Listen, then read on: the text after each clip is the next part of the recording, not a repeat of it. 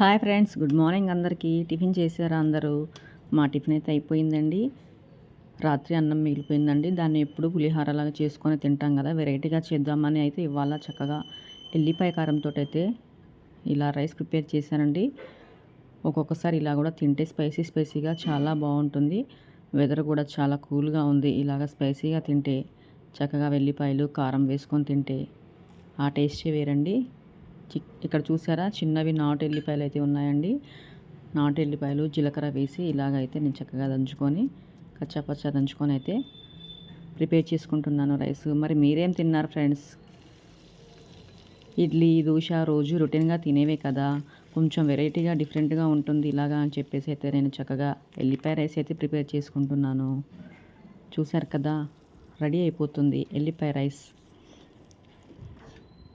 కొంచెం ఆయిల్ తక్కువ వేసానండి నేనైతే, ఎందుకంటే సమ్మర్ కదా, ఆయిల్ ఎక్కువ తింటే దాహంగా అనిపిస్తుందని ఆయిల్ తక్కువ వేసాను.